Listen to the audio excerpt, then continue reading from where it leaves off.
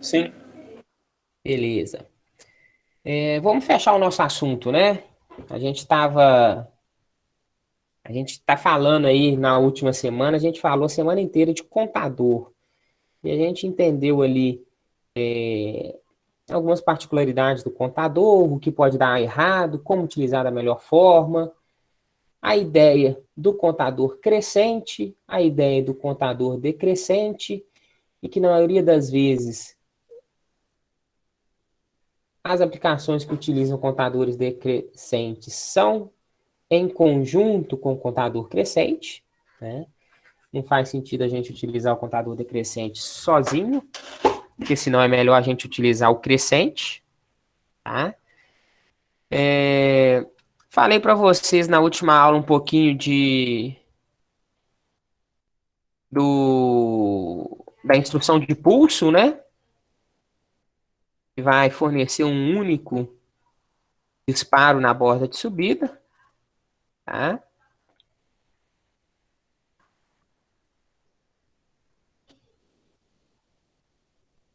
E o que ficou faltando eu falar é a ideia de contador em cascata. Então, já tinha adiantado para vocês que a gente tem 16 bits reservados para contagem utilizando um contador. Esses 16 bits, a gente consegue fazer um mapeamento numérico de menos 32.768 até mais 32.767. Tá? Só reforçando, a gente tem uma contagem de um número a menos do lado positivo, porque aqui entra o zero, né? Então, o zero também ocupa uma posição de memória, tá? Então, a gente faz essas contagens aí. A questão principal é o seguinte. Beleza, eu consigo contar até 32 mil, quase 33 mil. Mas se tiver uma situação em que eu quero contar até 45 mil, como é que eu faço? Comprei um CLP, o CLP caro, automatizei o processo, só que eu produzo ali, em média, 45 mil itens por dia e eu preciso de uma finalização ao final do dia. Então, eu preciso fazer uma contagem até 45 mil. Eu só tenho 16 bits de contagem, só consigo chegar em 32.700.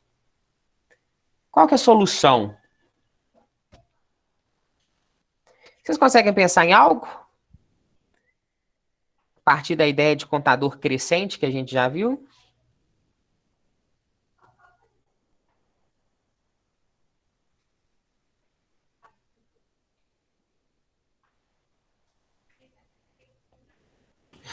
No caso aí é só reprogramar, não? De que forma, Marcelo? Porque, por exemplo, vamos fazer um desenho bobo aqui do nosso contador, ok? Contador crescente com um sinal de entrada. Então, toda vez que identificar uma borda de subida no sinal de entrada, ele vai somar mais um aqui no acumulador, tá bom? E a gente tem um valor pré-definido, né? A gente está acostumado a trabalhar com valores pré-definidos, a gente pode pré-definir um valor aqui de 30 mil. Então, na hora que o acumulador chegar em 30 mil, a minha saída aqui vai para 1. Mas eu quero contar até 45 mil, como que eu faço?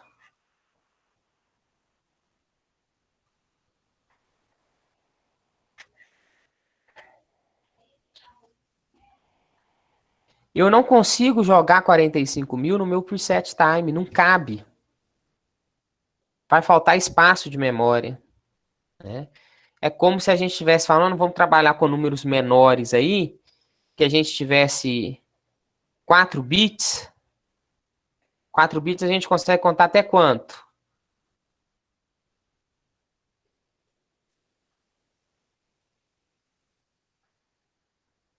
Vou trabalhar com um número menor aqui. 2 bits. Só para eu exemplificar 2 bits. Com 2 bits, a gente consegue contar até 3 em decimal, tá? Se eu só tenho 2 bits, significa que eu tenho 2 espaços de memória. Ó, eu tenho 2 espaços de memória. O primeiro espaço pode ser 0 ou 1, o segundo espaço pode ser 0 ou 1. E a gente consegue fazer a contagem de forma que em binário a gente conte até 3. Aí você chega lá, beleza, eu tenho 2 bits, mas eu quero contar até 4. 4 é 1, 0, 0. Se a gente tem 2 bits, o 0 vem para cá. O 0 vem para cá. E onde que fica esse 1? A gente não tem lugar para salvar ele. Não existe memória suficiente para armazenar esse bit. Tá? Então a gente não consegue salvar o número 4 em 2 bits. Basicamente é isso que acontece com o número 45.000 dentro de um contador. A gente só consegue contar, né, salvar dentro do preset time, preset time não, desculpa, do preset contour, ou seja, do valor pré-definido de contagem, até 32.767. Não tem memória suficiente para eu salvar isso aqui. Sugestões?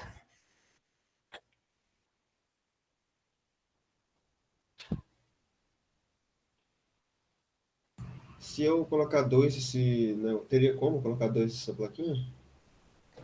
Você pode usar 2 contadores, tá? Só que aí vai ultrapassar o número, né? Depende de como que você vai usar. Beleza? Então, quando a gente fala aí de contador em cascata, a ideia é exatamente conseguir essas contagens, conseguir ter retorno dessas contagens que ultrapassam o limite de 32.767, que é utilizando um único circuito contador. Então, a gente pode utilizar esses contadores conectados em cascata, tá? Observem esse exemplo. Sisteminha de contagem, tá? Então, aqui meu sinal de contagem, basicamente um botão. Toda vez que o botão é pressionado, a gente vai ter um pulso aqui e o meu OSR para garantir que realmente vai passar ali para o meu contador somente nível alto por um período de varredura. Então, cada pulsozinho, o contador junta mais um no acumulador. Eu tenho, neste primeiro contador, uma contagem até 500. Tenho neste primeiro contador uma contagem até 500. Este é o contador 1. Ele está na posição de memória 1. Lá no meu arquivo do CLP. Percebam o seguinte. O acionamento do meu segundo contador, esse CTU de baixo, ele se dá pelo DN do primeiro contador. Ou seja, eu só vou ter um pulso aqui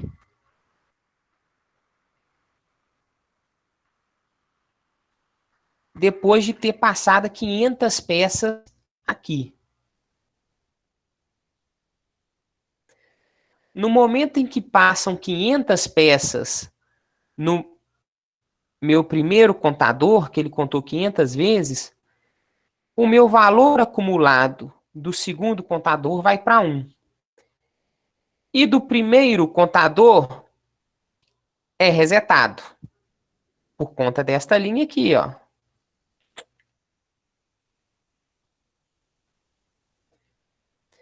Reset do primeiro contador, sempre que o primeiro contador tiver o DN ativado. Então, se eu contei 500 peças, o meu segundo foi para 1 e eu voltei a ter 0 aqui. Ok?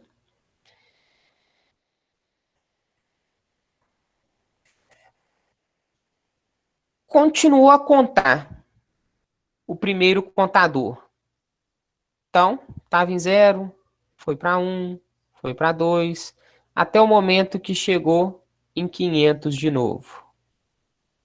Quando ele chegou em 500, valor acumulado igual valor pré-ajustado. Quando isso acontece, DN vai para 1. Como o DN foi para 1, permitiu essa passagem aqui. Ou seja, o segundo contador contou mais um pulso. Ele tinha como valor acumulado 1. Se ele contou mais um pulso, ele vai para 2. Né?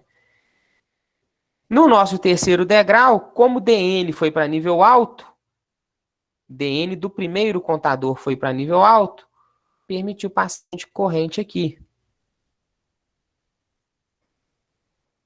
E resetou o primeiro contador. Tá? Como resetou o primeiro contador, ele voltou para 0. Se ele voltou para 0, meu valor acumulado é diferente do meu valor pré-ajustado. Então, o meu DN é 0. Então, vocês percebem que, da forma que isso aqui está colocado, o meu segundo contador conta de 500 em 500. Cada unidade acumulada aqui significa que esse botão de contagem foi pressionado 500 vezes. Né? E que ele tem um pré-ajuste de 500.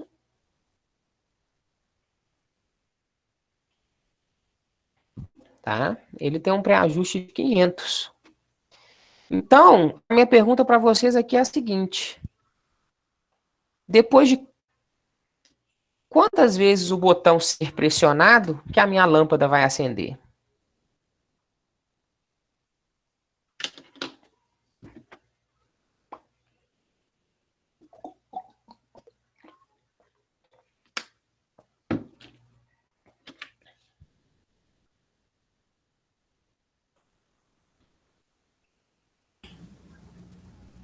Depois do 20.000, Lucas?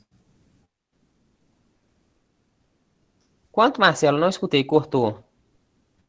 No 1001, eu entendo que nas somatórias dos dois pré-ajustes, o valor acumulado vai ser de 500 mais 500.000. A partir de 1001, a lâmpada já acende. Então, vamos trabalhar esse raciocínio seu aqui, ó. Contou 500. DN foi para 1. Se DN foi para 1, aqui foi para 1. Confere? Ok. Como DN do primeiro contador foi para 1, ele vai ser resetado. Então, o acumulador dele, acumulador 1, que tinha 500, passa a ter 0, porque resetou. Né? Então, nesse momento, a gente está com 0 no acumulador. Tá bom? Eu vou contar ali mais 500.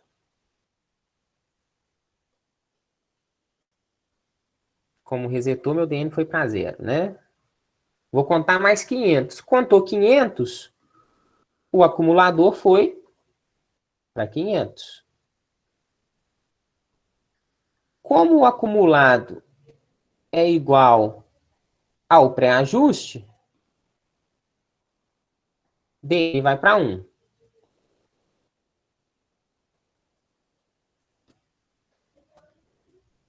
Como o DN foi para 1, vou permitir continuidade lógica aqui. E o meu segundo contador contou mais um pulso. Então, o acumulado dele que estava em 1, passou a ser 2. Pelo que o Marcelo me afirmou, vamos só concluir aqui, ó. DN1 foi para 1, então ele vai ativar o reset. como ele ativou o reset, o acumulador vai para zero. O pré-ajuste deixa de ser igual ao valor acumulado e o DN volta para zero.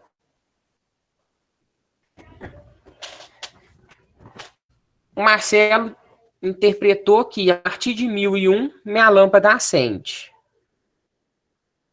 E minha lâmpada vai acender quando o segundo contador tiver o DN ativado. Ou seja, quando o valor acumulado for igual ao pré-ajuste. Quando o valor acumulado for 500. Tá? Se a gente passar mais 500 aqui, ou seja, eu jogar o meu acumulador a um ponto, né, que ele fez uma contagem e acumulou 500 pulsos,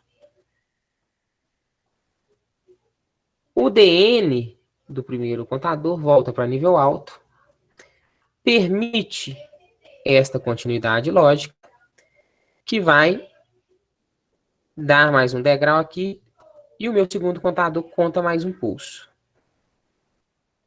Tá?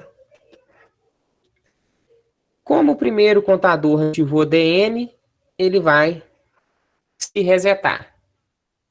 Quando ele se reseta, o acumulado vai para zero. Se o acumulado é diferente do pré-ajustado, DN é zero. Então percebam aqui, eu já cheguei em 1500. Esse primeiro contador já resetou 3 vezes. Só que o segundo contador, ele só fez uma contagem até 3. Ele só vai ativar DN quando este valor acumulado for igual a 500. E é este DN dele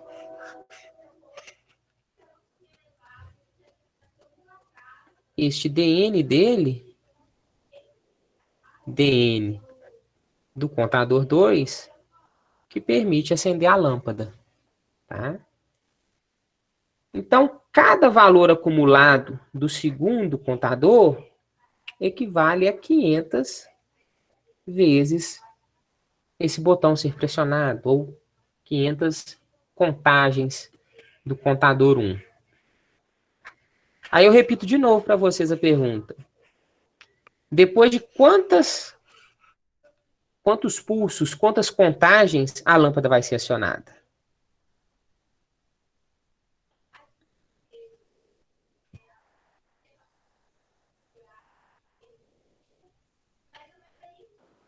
$25.000, Lucas? Perfeito. Se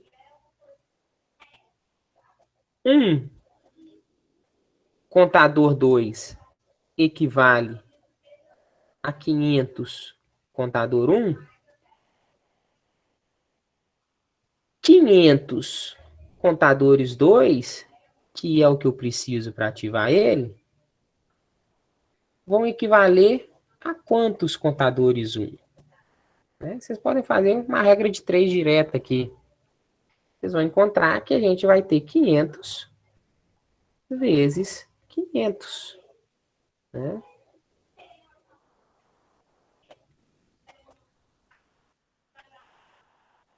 Errou por um 10 aí, né, Frank? É, 250 mil. Tá? Então, com 2 contadores ligados em cascatas, cada um contando até 500, eu consigo contar até 250 mil. E depois de 250 mil que minha lâmpada vai ser acesa. Tá bom? Se vocês tiverem a curiosidade aí, vocês podem bater na calculadora. Né? 32.767 vezes 32.767. Para ver o valor máximo que vocês conseguem alcançar com 2 contadores. Né? Alguém está com calculadora fácil aí?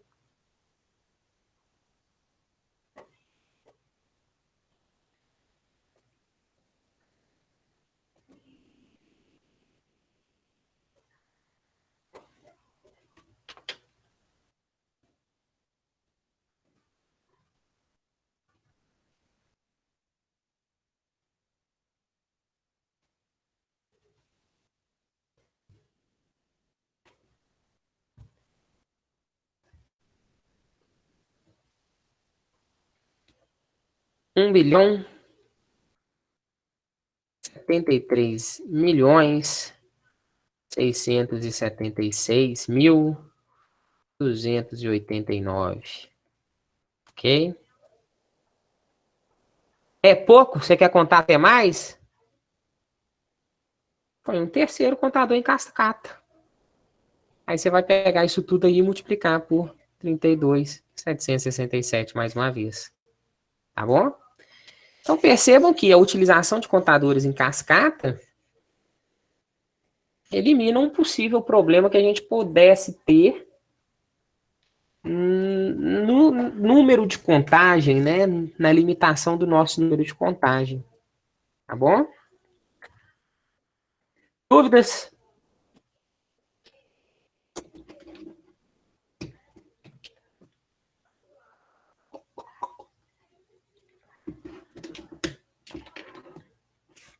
Então vamos seguir. Último slide de Ô, contadores. Queria falar um pouquinho. Oi? Só te interromper um minutinho. Aí na Pode questão falar. da memória, você vai colocando o computador em cascata, mas em questão da memória do CLP, vai afetar em alguma coisa? Como a gente está pegando diferentes contadores, Marcelo, tá vendo? O primeiro aqui é o contador 1. O segundo é o contador 2. Então, o primeiro está lá na posição de memória, no arquivo C5 2.1. Né? Está lá no arquivo 5, primeira posição desse arquivo. Esse arquivo C5.1, ele tem 16 bits. O nosso arquivo C5.2, ele tem outros 16 bits. Tá? Então, teoricamente, a gente está fazendo um contador de 32 bits. Né? Qual que é a única desvantagem? Que eu estou usando dois contadores. Eu estou usando duas posições de memória de contador. Então, se o meu CLP reserva 16 contadores, eu já usei 2. Sobrou 14. Tá bom? Se você fizer um contador até 250 mil 8 vezes,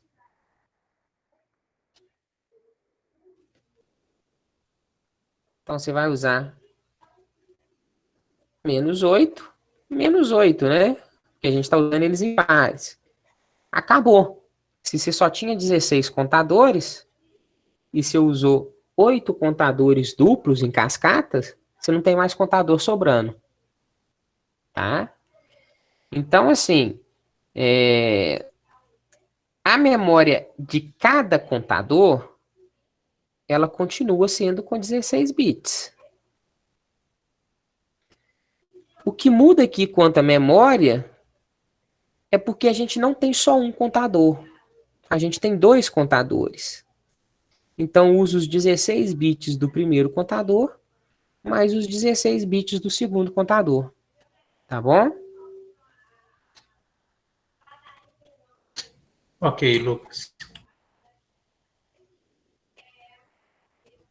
Posso seguir? Pode? Beleza. Para a gente finalizar aqui, eu só queria, para não passar batido, né, e falar um pouquinho do encoder, que é o nosso contador codificador. Tá? Esse encoder é um sisteminha que nós temos, podemos acoplar de forma individual, mas muitos motores já têm isso acoplado. Tá? Então, o encoder é um disco, tá vendo essa parte azulzinha aqui que eu rabisquei de vermelho? É um disco visto lateralmente. Aqui está a visão frontal desse disco. Tá? Essa aqui é a visão frontal deste disco. Ok? Esse disco está acoplado no eixo de um motor. Então, esse disco vai ficar girando.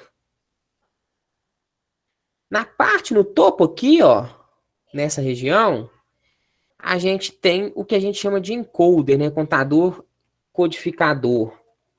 O encoder é composto por um sensor óptico de um lado e por um emissor de luz do outro lado.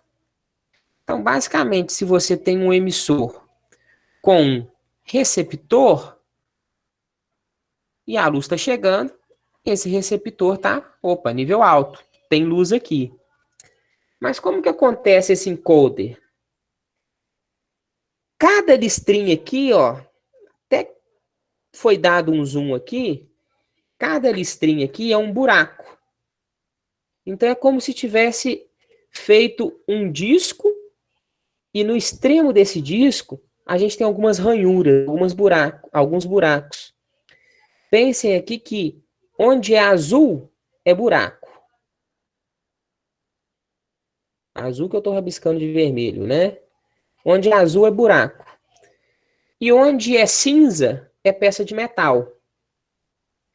Então, quando a gente tem uma peça de metal no caminho da luz, a luz não chega.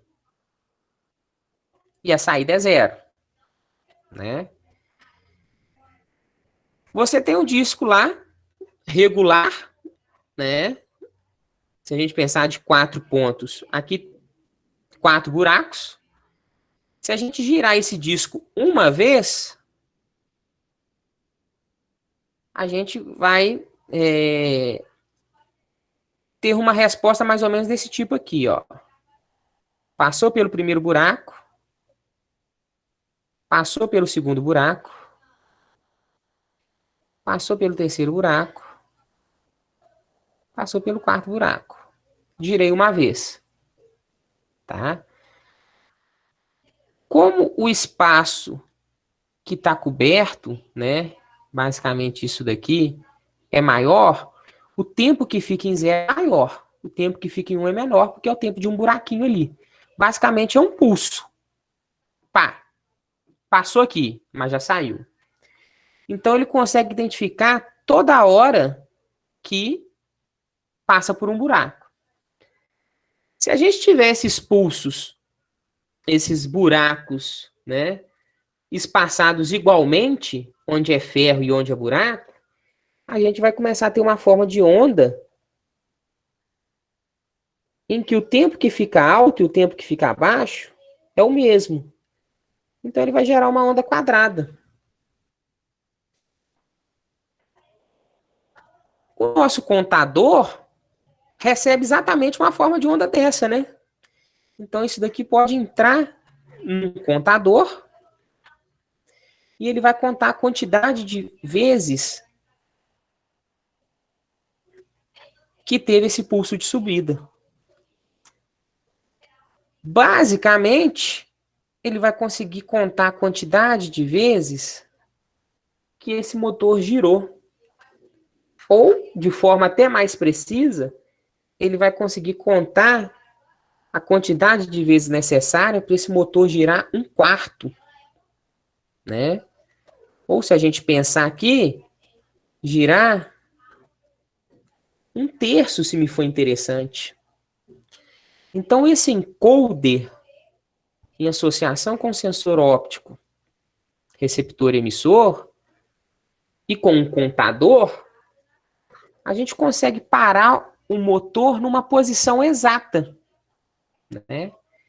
E aí começa, do ponto de vista de sensoriamento e atuador, começa a ficar interessante a gente perceber que se nós estamos trabalhando com um manipulador robótico,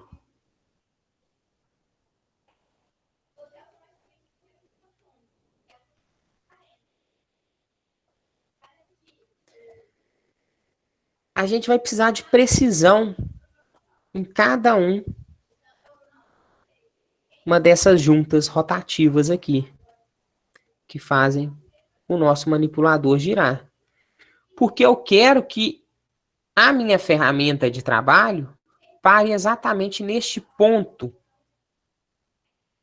do ambiente para pegar um microchip ali que tem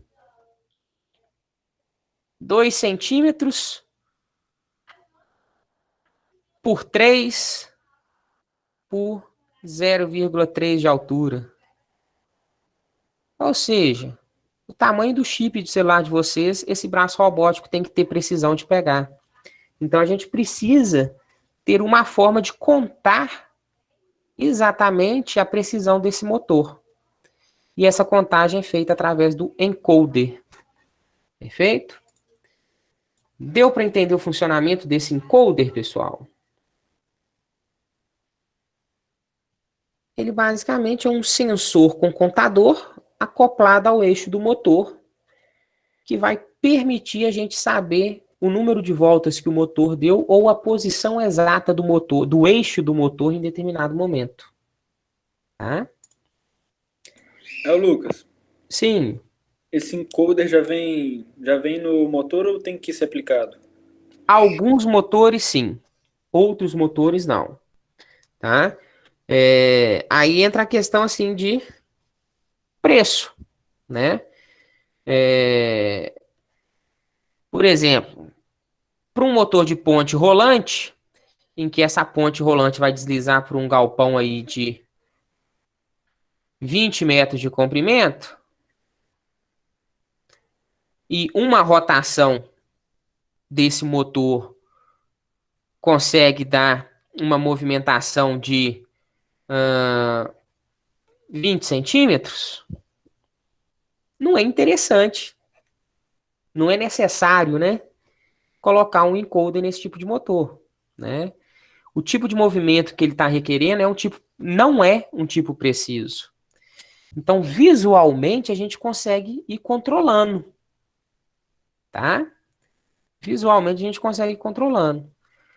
Agora, o exemplo que eu dei para vocês de um manipulador robótico que requer precisão, aí a gente tem que ter motores com encoder, tá? O meu processo não precisava não tinha essa necessidade de precisão, mas eu fui evoluindo o meu processo, estou reaproveitando o meu motor, eu tinha comprado um motor que não tem encoder, e passou a ser interessante eu ter esse controle da posição exata dele. Existe o dispositivo para você acoplar no eixo, tá? Dá para fazer, tá bom, Arthur?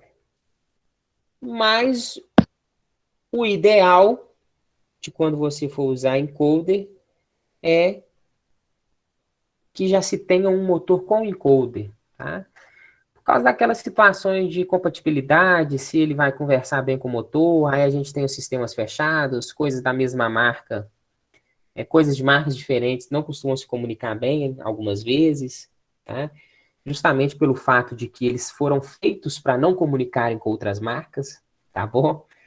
Então, assim, existe, tá? Com e sem, e tem como você colocar depois. Mas se você já tem uma perspectiva de necessitar de um encoder, o melhor é que você já compre o motor com encoder, tá bom? Ok, Lucas, obrigado. Mais alguma dúvida, pessoal?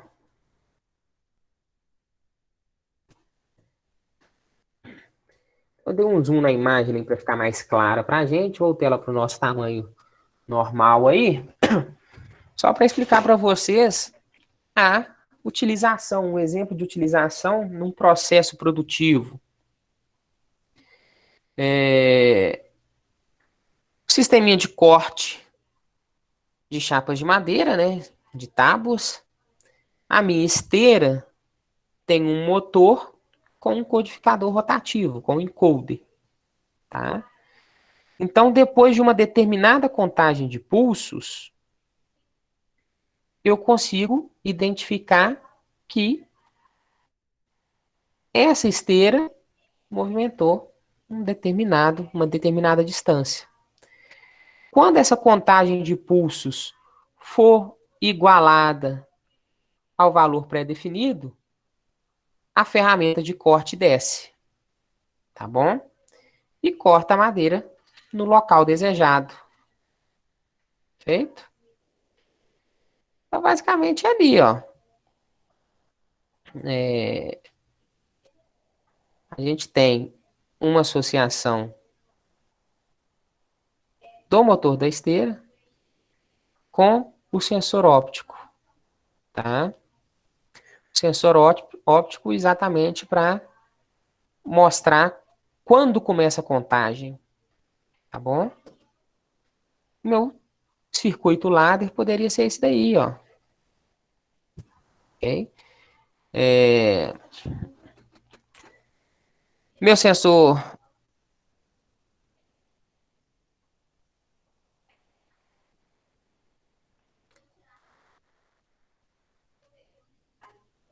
óptico,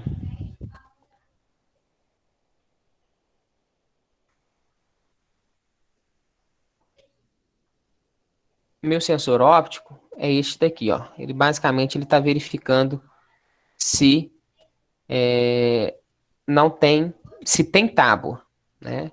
Então, nesse estado que está aqui, ó, do jeito que está representado no meu desenho, meu sensor óptico é igual a 1, não é?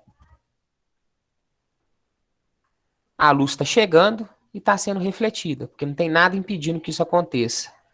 Então, o retorno do meu sensor é o seguinte, ó. O reflexo está aqui. O sensor está vendo o outro lado. Se ele é 1, aqui não tem continuidade lógica. O momento em que o meu sensor óptico for 0 é quando a minha tábua chegar aqui. Porque a tábua chegou aqui, está impedindo a luz de ser refletida. Então, no momento em que, nesse ponto aqui, ó, o sensor óptico foi para 0, se o sensor óptico foi para 0, aqui permite continuidade lógica. O que acontece com esse sensor magnético? Esse sensor magnético é o encoder, tá? Só que o encoder eu fiz a explicação para vocês utilizando um sensor óptico. A gente pode usar um sensor magnético para toda vez que uma roda dentada se aproxima desse sensor magnético, é um pulso alto. A roda dentada passou, baixou. Outra roda dentada subiu, passou, baixou. Então a gente vai ter o mesmo formato de onda quadrada ali, ó. Tá? Mesmo com a medição de uma roda dentada utilizando um sensor magnético. Então, cada dente dessa roda dentada é um pulso no meu sensor magnético, né? Então, aqui eu tenho 1 pulso, 2 pulsos, 3 pulsos, 4, 5, 6, 7, 8, 9, 10, 11, 12, 13, 14, 15, 16. Então, eu preciso de 16 pulsos para uma volta. Ok? Só que a distância que a gente quer dar o corte nessa tábua, provavelmente deve ser no meio dela, eu não preciso de dar uma volta completa na roda dentada. Eu preciso somente de 10 pulsos, tá? Então eu preciso de até aqui, tá bom? 10 pulsos, porque eu tô vendo aqui, ó. O meu contador tá contando só 10 pulsos. Ok? Meu contador conta só 10 pulsos. Na hora que atinge 10 pulsos, ou seja, o meu acumulado é igual ao meu valor pré-ajustado, DN vai para nível alto. Tá? Faltou até uma linha aqui, ó, acho que seria mais interessante o exercício ter uma linha aqui, que é o 5.1 DN, que ativa, né? Aí pode ser o motor do corte, a máquina de corte, né? Que seria essa máquina de corte aqui, ó, tá? Então,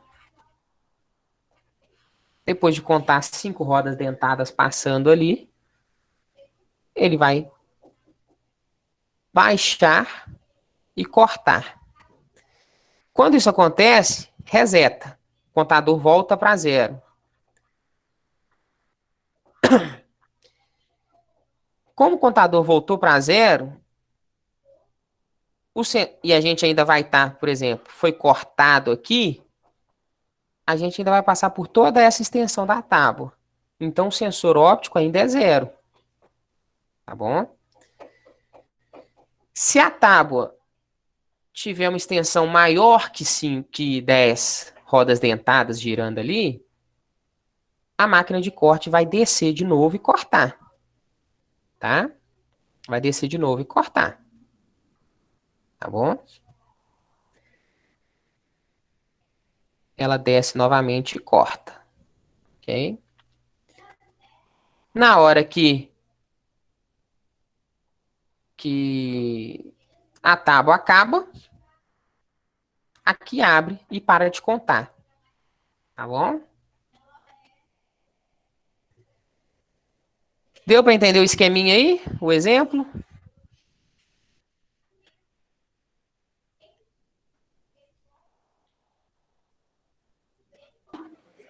Beleza, Lucas. Então vamos lá. Finalizamos aí a parte de contadores, né? 7h15. Vamos fazer umas simulações aqui. Eu estava querendo começar temporizadores hoje, mas eu acho melhor a gente ir com calma, né? Então vamos trabalhar com as simulações de contadores aqui. Inclusive, eu tenho algumas dicas do CAD-Sim para vocês aí. Semana passada eu já passei muita raiva com esse programa. Eu também, professor, não conseguia. Até tomei um couro, eu apanhei e fui embora chorando ainda, porque não consegui ganhar dele, não. Ai, ai. Mas semana passada eu fiquei horas brigando com um contador decremental aqui, que não tinha nada de errado no contador decremental, e eu fechava o programa, abria de novo, reiniciava o computador, que eu não sei se tinha alguma coisa salva na cache que estava dando problema, e o contador decremental não contava.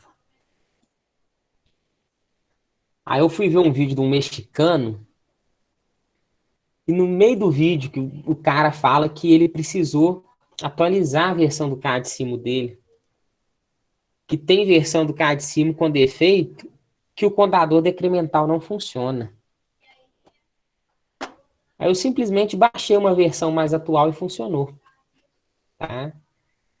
Inclusive, o link que eu disponibilizei para vocês num primeiro momento era da versão defeito. E desde semana passada eu já dei uma atualizada no link lá para a versão 4.0 do CAD-Sim. Tá? Então, quem está com a versão 3.0, provavelmente vai ter essa dificuldade na montagem do contador decrescente, tá bom?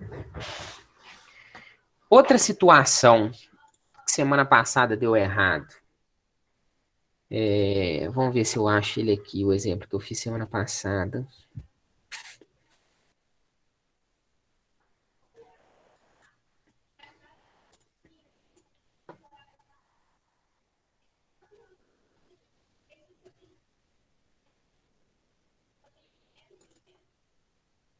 Esse aqui, ó.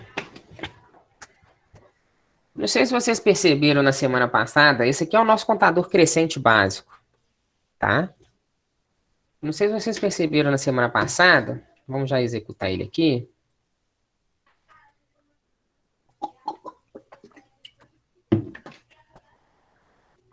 Que eu faço a contagem aqui, ele está programado, até deixa eu ver até quando ele está programado. Ele está programado até 3. Então, meu valor de contagem é 3 ali. Então, ó, pressiono uma vez, sensor capacitivo identificou 1, número 1 aqui, ó. Sensor capacitivo identificou 2, número 2 aqui, ó. Sensor capacitivo identificou 3, número 3 aqui. Eu aciono a saída Q1. A minha lâmpada que está na saída Q1 é acesa. E eu estava fazendo semana passada o seguinte, esse botão aqui em cima é o meu botão de reset. Entrada I1 está aqui, ó. I1 no R é reset. Quando eu pressionava esse botão de reset, ele resetava para 1. E tá errado.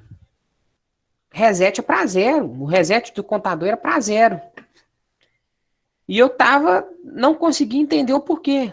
O funcionamento tá legal. Chega no 3, acende de novo. Se eu continuar apertando, ele continua apertando. Ó, já tá no 5. Já tá no 6. Tá? Mas quando eu vinha cá e resetava, ele resetava para 1. De novo, ó. Opa, o reset está pressionado. Ó, contei até 3. Vou resetar. Resetei. Resetou para 1.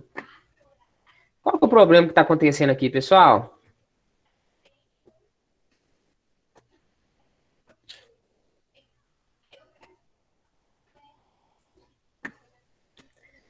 Olha aqui, ó. Construção do circuitinho no cá de cima. A minha botoeira está muito perto do meu sensor. Na hora que eu aperto a botoeira, eu estou apertando o sensor ao mesmo tempo. Então ele zera, mas ele já conta 1.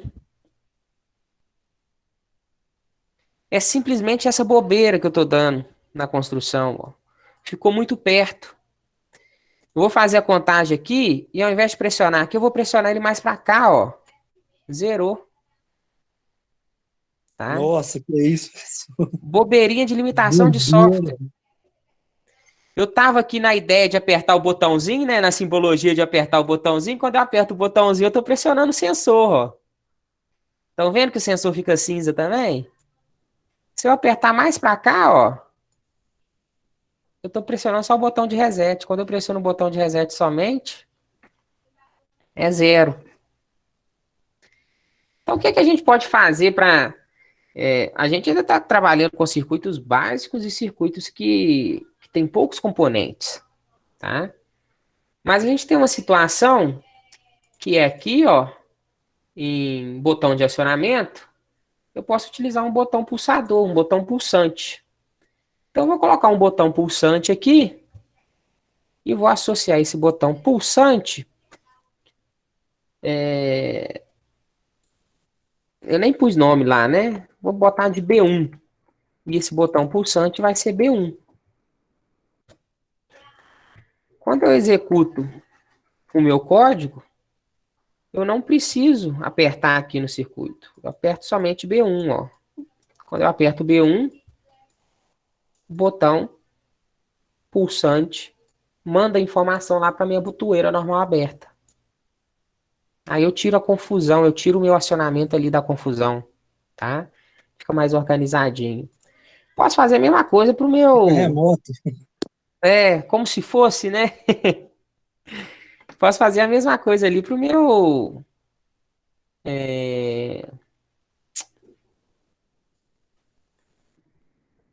sensor, né? S1. Vou chamar meu sensor de S1.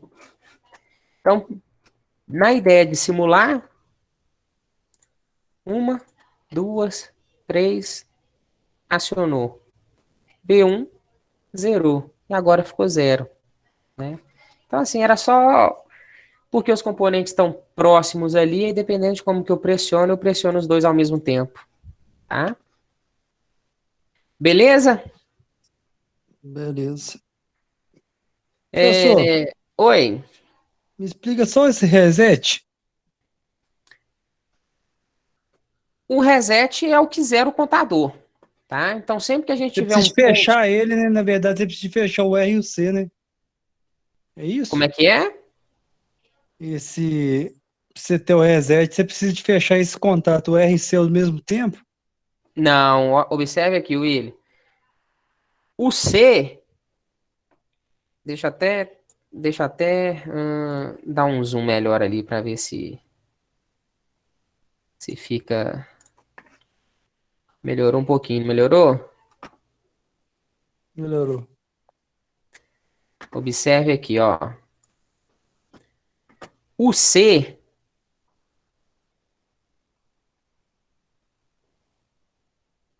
é a informação que está vindo do meu sensor, tá? Contato I4. Se a gente for lá no CLP, ó, meu contato I4 é o que está conectado no sensor, tá bom? Do ponto de vista de simulação, meu sensor S1 está aqui. Então, o C é a contagem. 0 aqui, se o sensor identificou uma situação, mudou a contagem. Identificou outra situação, mudou a contagem. Mais uma situação, opa, preset igualou, o acumulador igualou ao preset. Quando isso acontece, a saída vai para nível alto.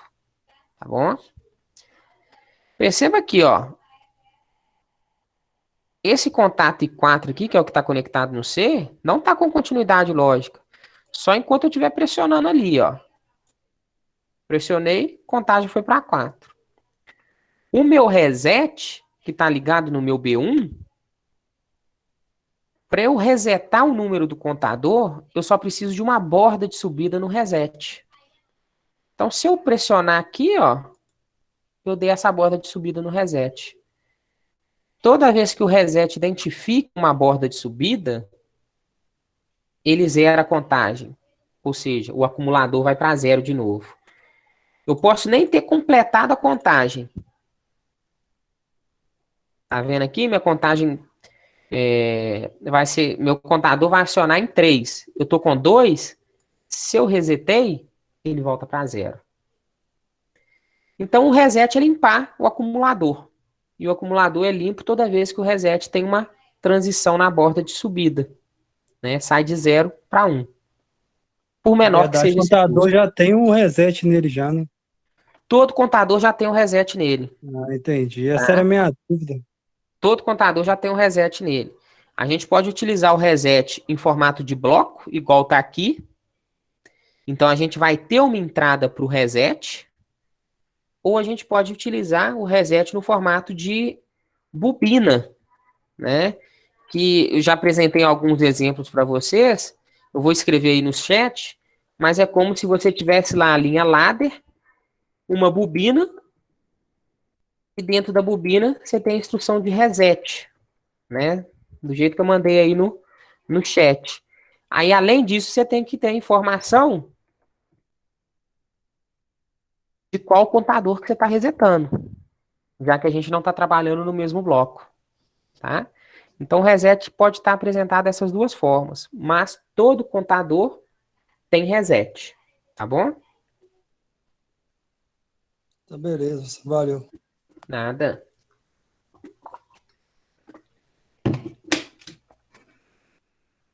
Então, pessoal, vamos trabalhar aqui agora o exemplo do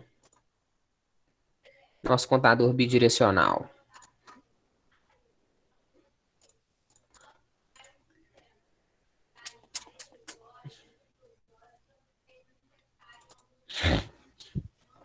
Eu fiz o meu contador bidirecional aqui, ó. Dentro do CAD-CIM, vocês têm o contador bidirecional, que é esse bloquinho aqui, ó. Se vocês vierem aqui em ladder, esse bloquinho aqui, ó, contador ascendente e descendente, crescente e decrescente, mesma coisa, tá? É esse bloquinho aí, ó. Tá bom? Vamos entender as conexões desse contador. Vou até nomear ele aqui, ó. C1, para ele ter um nome mais real. Eu tenho duas entradas de dados do contador bidirecional. Ou seja, ele pode funcionar como contador crescente e ele pode funcionar como contador decrescente.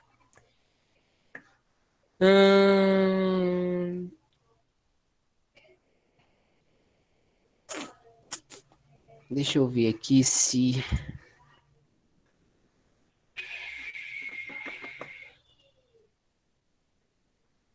Eu não vou conseguir fazer marcações lá para vocês. Mas quando eu mostro com o mouse assim, dá para observar bem, não dá?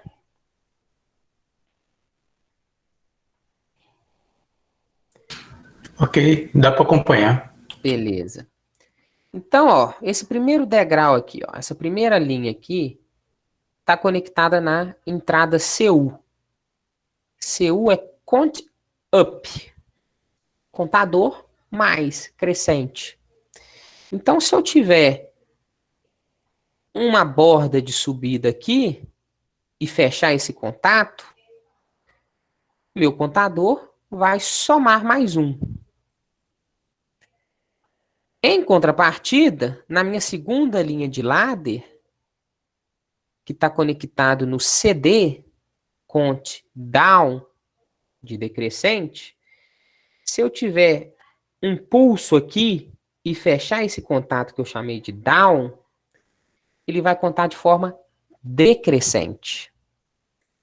Então, eu tenho o mesmo contador podendo funcionar de forma crescente ou de forma decrescente. É aquela ideia. Eu tenho um sensor up lá na entrada do estacionamento para identificar se o carro está entrando. Toda vez que um carro entrar, eu vou ter um pulso identificado aqui pelo CU. Eu tenho um segundo sensor down conectado na saída do estacionamento, que ele vai identificar quando o carro está saindo. Os dois sensores podem estar conectados em um único contador. A gente não precisa de dois contadores, um para contar para mais, outro para menos. Um para contar crescente e outro decrescente. Um único contador consegue fazer isso, tá bom? A nossa entrada de reset, que ele joga o valor acumulado para zero. E eu cheguei a comentar bem rápido para vocês que no contador decrescente pode ter situações em que ao invés de resetar, a gente carregue um valor. Então eu tenho o meu valor de load, né? Então se vocês observarem aqui, ó, o meu contador conta até 3, né? Quando eu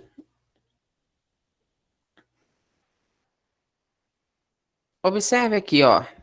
Vamos ver até onde eu chego aqui. Ok. Observe aqui no PV. Abaixo do PV, né? O PV é 3, que é o número que eu defini. Que é o valor pré-definido.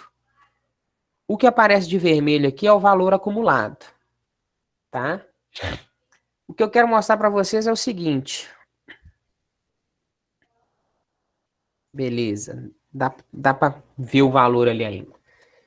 Quando eu aperto load, ele carrega o valor que eu defini. Ele já pula direto lá para o 3. Eu estou carregando o valor máximo. O valor máximo que eu defini foi 3. Quando eu aperto reset, ele reseta. Resetar é jogar o valor acumulado para 0. Tá? Então é aquela ideia de lógica inversa. O load é o reset do contador decrescente. Só que para ele funcionar, e ele só vai subtraindo, ele não pode começar no 0. Então o reset dele é jogar o número no máximo. E aí ele vai subtraindo. Então, ó, joguei o contador no máximo. E eu vou down, down, down.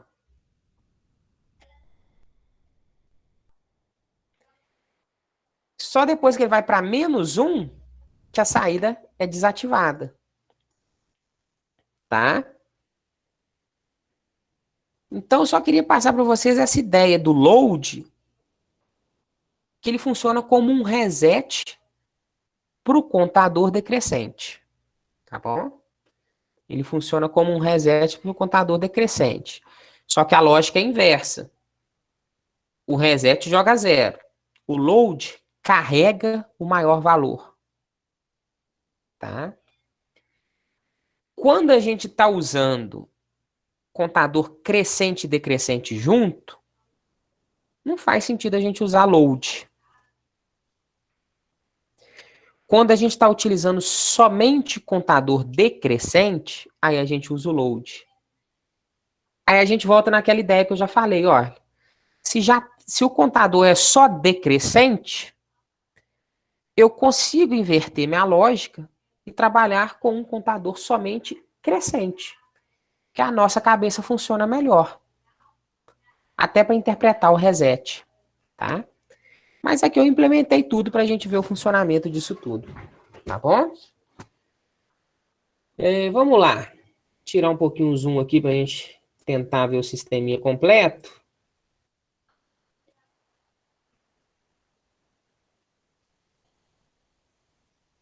Beleza, tá tudo aqui, tá? Observe minhas conexões aqui, 4 botões, tá? Um para incrementar, que eu chamei de up, um para decrementar, que eu chamei de down, um botão de reset, que ele zera o valor acumulado, e um de load, que ele carrega o máximo valor no acumulado. Minha lâmpada conectada na minha saída Q1, tá? Minhas alimentações, sem nenhum problema. E aqui eu fiz meu circuito em ladder, né? Vocês podem estar estranhando o ladder aí, mas é só uma forma simplificada de fazer, tá? Faz diferença nenhuma eu puxar o fiozinho até o final, tá bom? Então foi só uma forma mais simplificada, mais rápida de fazer aí. Também coloquei 4 botões pulsantes para eu não ficar pressionando aqui no circuito e não correr o risco de fazer aquele acionamento indevido que já tinha acontecido comigo em outro exemplo. Vamos dar o nosso play aqui, ó.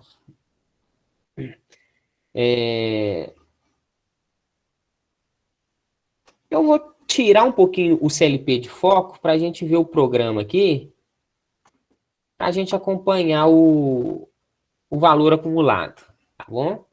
Então, quando eu pressiono up, o valor acumulado subiu. Up, valor acumulado subiu. Up, opa, atingiu. Acendeu. Down, o valor acumulado desceu. Tá vendo aqui que o valor acumulado desceu? Mas o meu Q1 não apagou. Tá? Down, meu Q1 não apagou. Mesmo que sendo 1. Down, foi para 0. E o Q1 não apagou.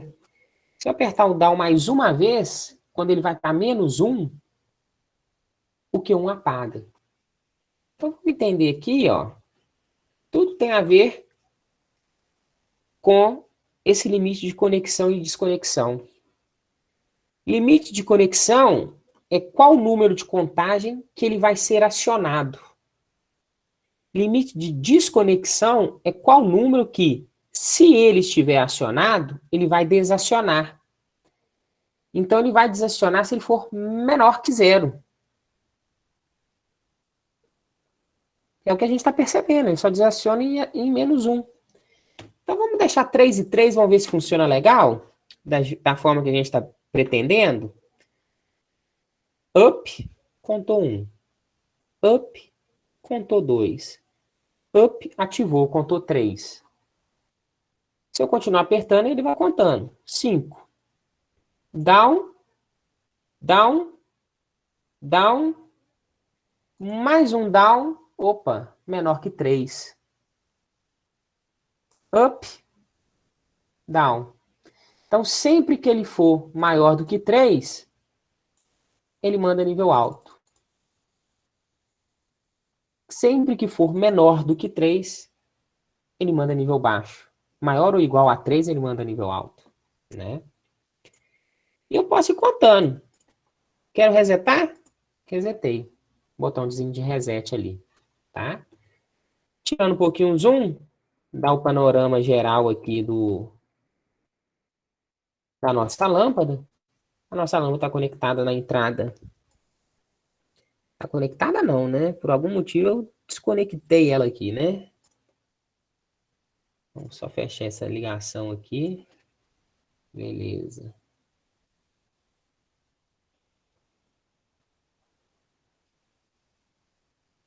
Então, minha lâmpada conectada na saída Q1.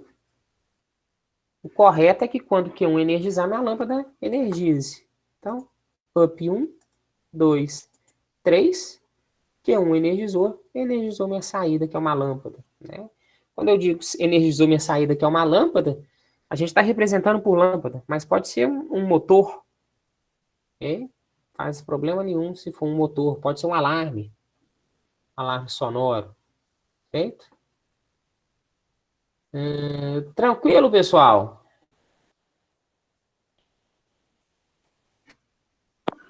Tranquilo.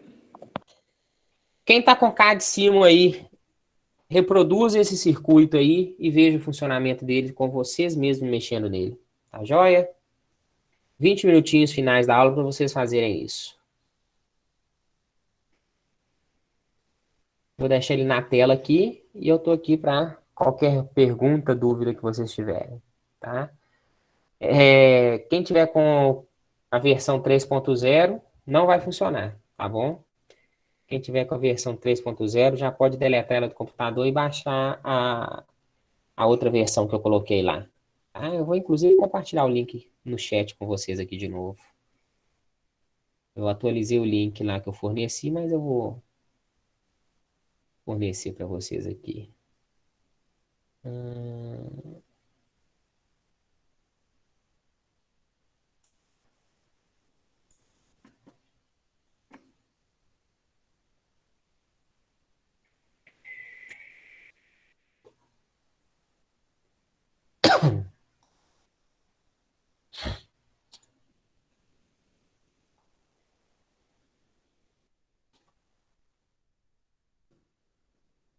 Tá no chat, tá bom?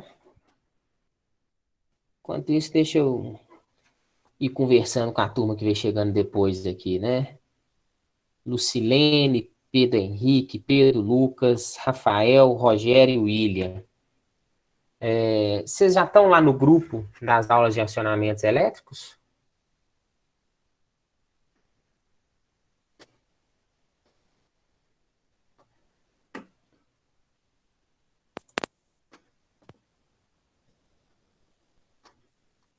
Professor, Foi. eu tô não. Mas vocês receberam o convite? Eu tenho que olhar aqui, porque eu tô entrando mais pelo celular, que minha esposa tá usando o computador dele, o computador também, sabe? Não, tranquilo. Eu tô Aí fica meio perguntando, de... pessoal. Beleza, William.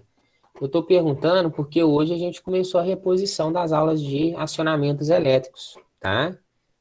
Essa reposição vai acontecer até o dia... Desculpa, Lucilene, não entendi. Ô, Lucas, onde a gente vê o convite? Olha, a Janaína mandou no e-mail de vocês, tá? Depois vocês deem uma conferida no e-mail, na caixa de spam, na caixa de lixo, que às vezes pode ter ido para o lixo, né? O próprio e-mail pode ter identificado como spam. Depois vocês deem uma conferida aí. A gente começou hoje, vai ser uma aula por dia, né? 50 minutinhos por dia, até o dia 16 de dezembro, tá? Então, as próximas 3 semanas aí. Ô, Lucas, eu estava conversando com a Janaína hoje sobre essas aulas práticas que vai ser no simulador, né? Isso. E No mesmo como a CAD gente... Simon, tá? mas igual assim, eu falei para ela que eu não tenho computador, só estudo no celular. Vai ser um pouco Lucilene, difícil. realmente essa é uma limitação que realmente não tem como você fazer, né? De qualquer forma, assista às aulas, veja os vídeos, tá? E entre em contato com a Janaína e com o Moacir para ver o que eles conseguem para vocês que não têm acesso ao computador, tá bom? Ela falou mesmo que para a gente estar assistindo a aula, que depois ela vai ver. Não sei se eles vão conseguir liberar algum equipamento para vocês ou algum horário para vocês irem no set, tá? Porque ainda tá tudo muito amarrado com Ministério da Saúde, Secretaria de Saúde da cidade, Prefeitura, e com esses números aumentando de novo, a escola tá numa situação que, mesmo com todos os protocolos de segurança, tá difícil receber, né? Mesmo que seja uma quantidade limitada de alunos, porque os números estão voltando a patamares de julho e agosto, que foram os piores índices, né?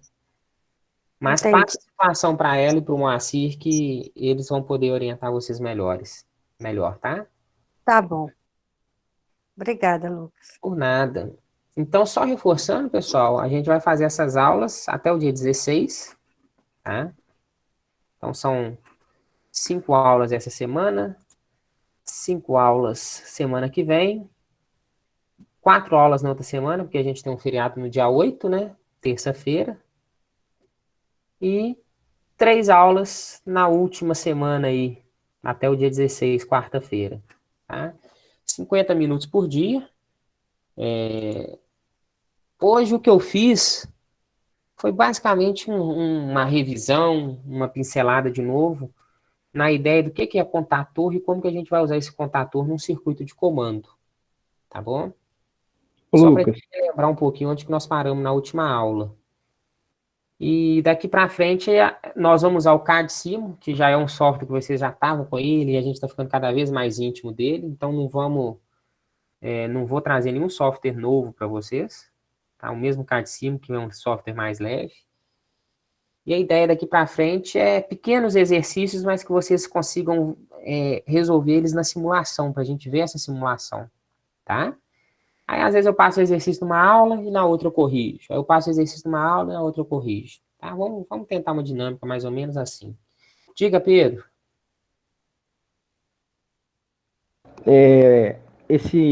essa aula que o senhor está falando aí é aquela lá que está lá no Classroom, não é? Que estava para participar?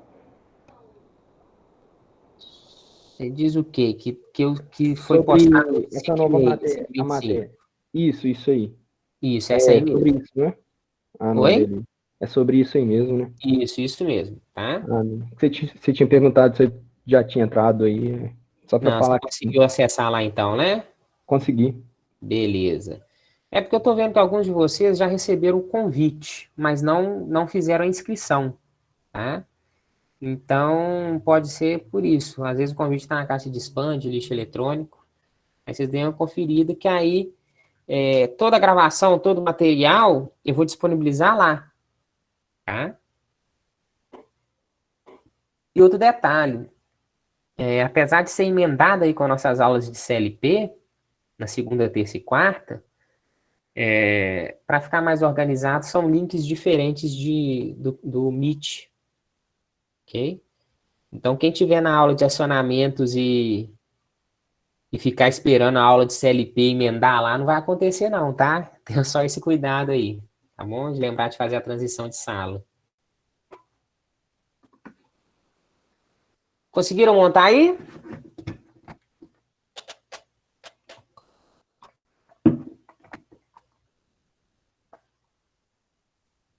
Eu fiz usando versão 3.0, que é o que eu tenho instalado no computador. Aí não funcionou mesmo, não. Funcionou não, né, Antônio? Não. Aí eu tô baixando aqui a outra versão. Já atualizem de uma vez, porque eu descobri esse erro do contador, porque eu fui usar o contador. Então, eu não sei quais outros erros que podem ter, né? Aí, às vezes, a gente monta um circuitinho certinho, não está entendendo o funcionamento dele, não era para funcionar de tal forma.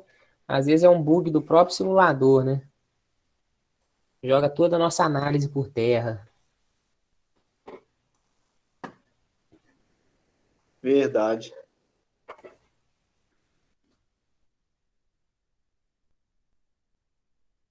Rogério, eu recebi seu e-mail, tá? Eu só te peço desculpa de não ter respondido ainda, que eu estava viajando, eu cheguei hoje à tarde aqui, então a caixa de e-mail estava daquele jeito. Mas até amanhã, final do dia, eu te respondo, tá joia? Dependendo agora, depois da aula, eu dou uma olhadinha aqui para você, tá bem?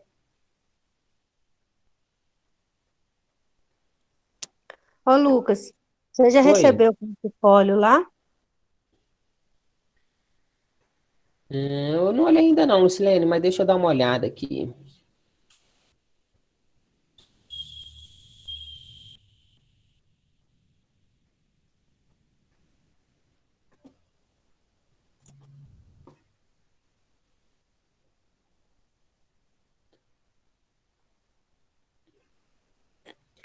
Recebi, inclusive, recebi somente o seu, tá, Lucilene?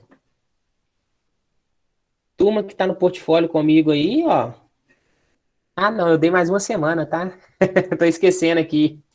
Ah, Que a entrega do CAI foi ontem. Mas para vocês da automação, deu uma semana a mais, até dia 30, tá?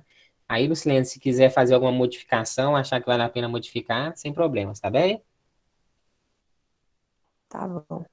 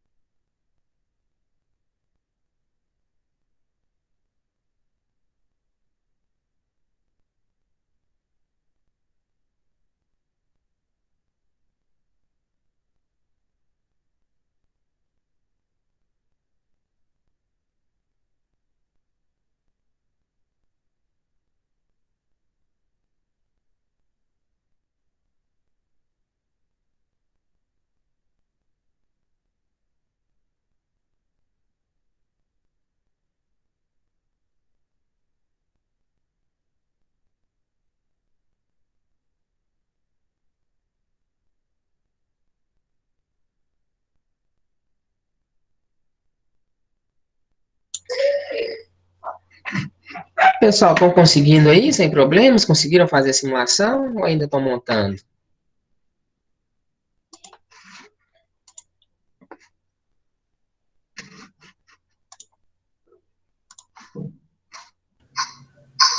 Ô, Lucas,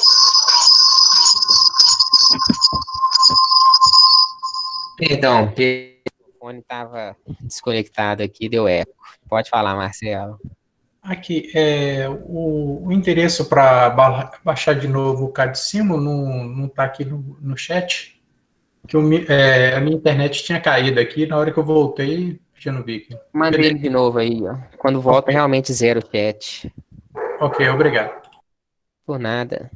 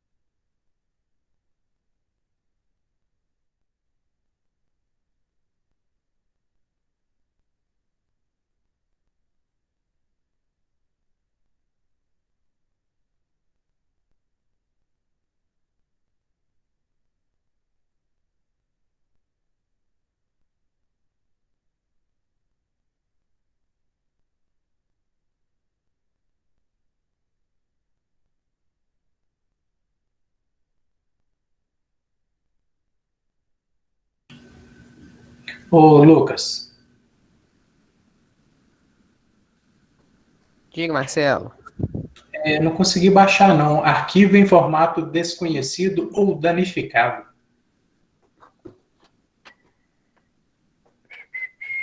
É porque ele tá em formato RAR, tá?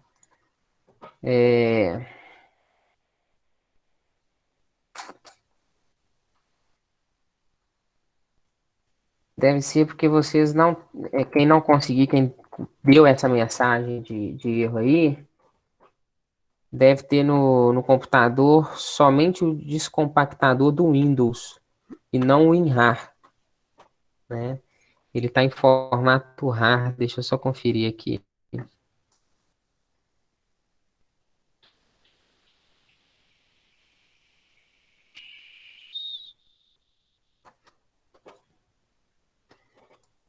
Mas alguém teve esse problema, pessoal?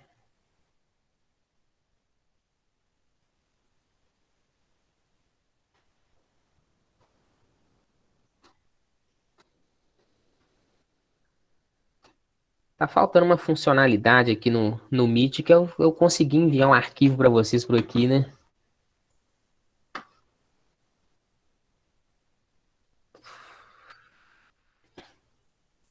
Ô Marcelo, para você conseguir descompactar ele, você vai ter que baixar o WinRAR.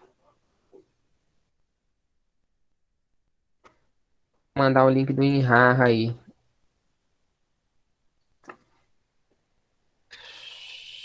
Cadê?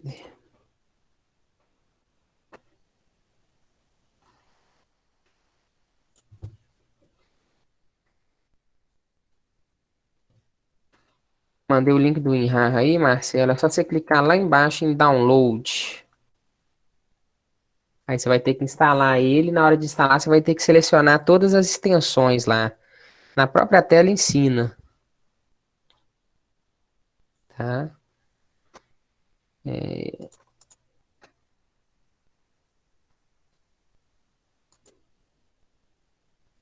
Eu não consigo mandar para vocês porque se eu colocar no Drive, a gente vai ter aquele mesmo problema que a gente já teve quando eu tentei mandar direto para vocês pelo Drive, né? Se eu mandar descompactado, o Windows Defender vai identificar o arquivo como malicioso. Vocês não vão conseguir baixar. Professor, Oi. você já tem as nossas notas? Sem a prova? De? As notas. De tudo, da primeira etapa, com as notas agora. De CLP? Isso. Tenho sim. Quem quiser saber as notas, pode me mandar um e-mail que eu respondo com a nota, tá bom? Então, beleza. Só mandar um e-mail assim, Lucas, por favor, as notas de CLP. Então, beleza, então. Tá ok. E se o e-mail não der para eu identificar que é você, me passa o nome, tá? Então, beleza. Fechou, professor. Marcelo, amanhã você me confirma se você conseguiu, senão a gente dá um jeito amanhã, tá bom?